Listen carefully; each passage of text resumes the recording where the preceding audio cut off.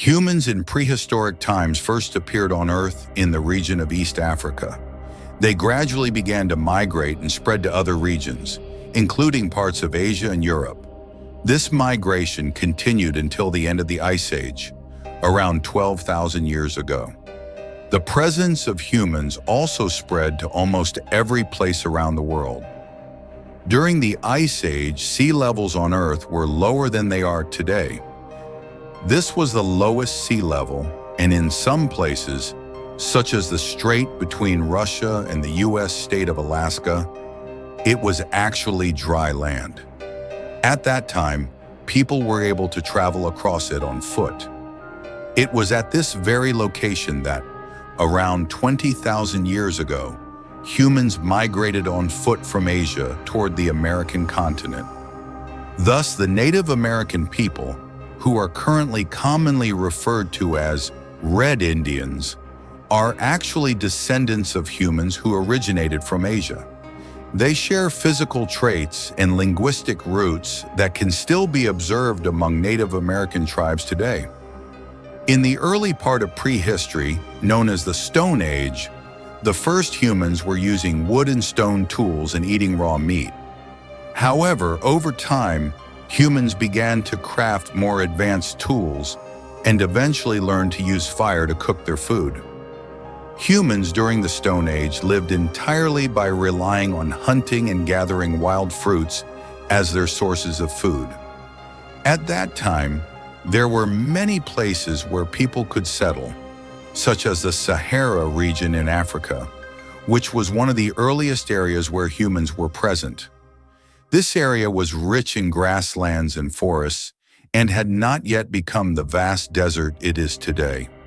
However, changes in climate caused areas that were once lush forests to become deserts. As a result, humans faced famine and were forced to migrate in search of forested areas, especially along large rivers which served as sources of water.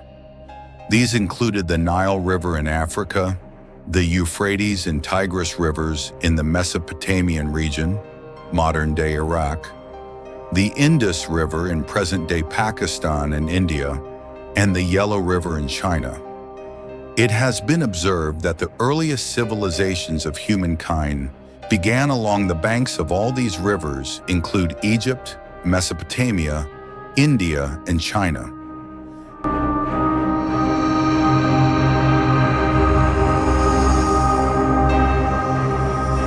The number of people who migrated from desert areas to gather along fertile regions and major rivers continued to increase more and more, until eventually these small areas could no longer support the growing population.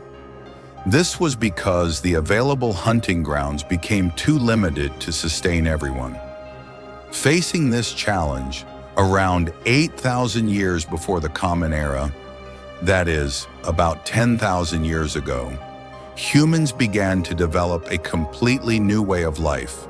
This marked one of the most important revolutions in human history, known as the Neolithic Revolution, which was the beginning of agriculture. In the fertile plains along riverbanks, certain types of grains were found growing naturally. Humans used to simply gather these wild grains for food. However, later on, humans had a remarkable and unprecedented idea. They began to selectively collect the best grain seeds and plant them intentionally, waiting for the harvest. At the same time, humans started to shift from hunting wild animals to capturing and domesticating them for food. This practice of farming and animal domestication was a major evolutionary leap for humankind. This is because on the same area of land, agriculture could support far more people than hunting, up to 100 times more. This means that if, in the past, a small piece of land could only sustain 10,000 people through hunting, with agriculture, it could support up to 1 million people.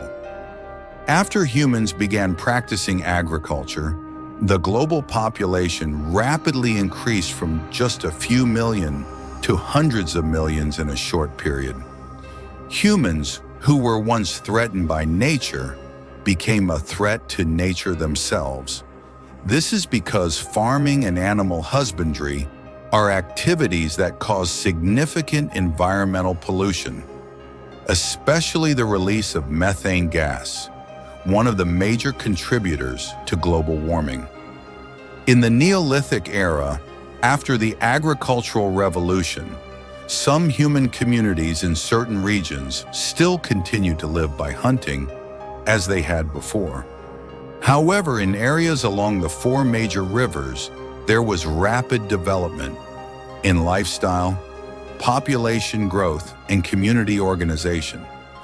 This progress led to one of the most important milestones in human history, the creation of the state. The first states were established in Egypt, a region along the Nile River. Egypt was the earliest to develop a state due to two main factors.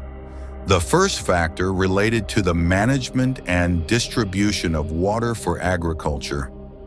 Egypt is a region that rarely receives rainfall, so farmers there relied entirely on water sources and the land near them for agricultural activities.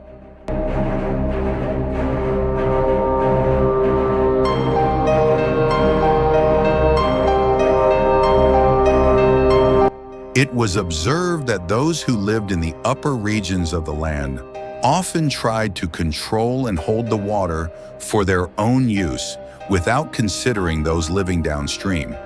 This led to disputes and competition over access to water resources. To avoid such conflicts, people began to come up with a shared idea, appointing a leader, a king, to take responsibility for managing and distributing water fairly among all members of the community.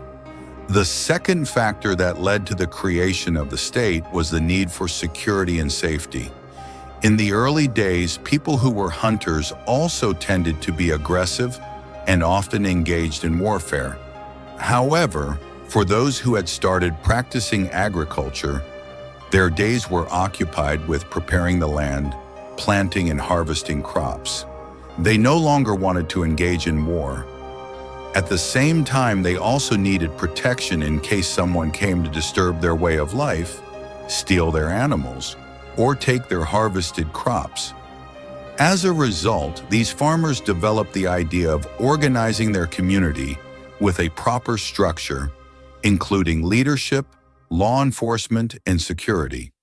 Because agriculture produced more than what was needed for daily living, farmers could contribute a portion of their surplus.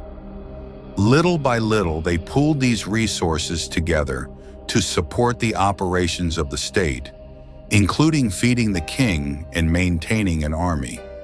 This practice became what we now call paying taxes to the state. The state would collect taxes from the people, but in return, it had the duty to maintain order, provide protection, and ensure fair distribution of resources to all its citizens.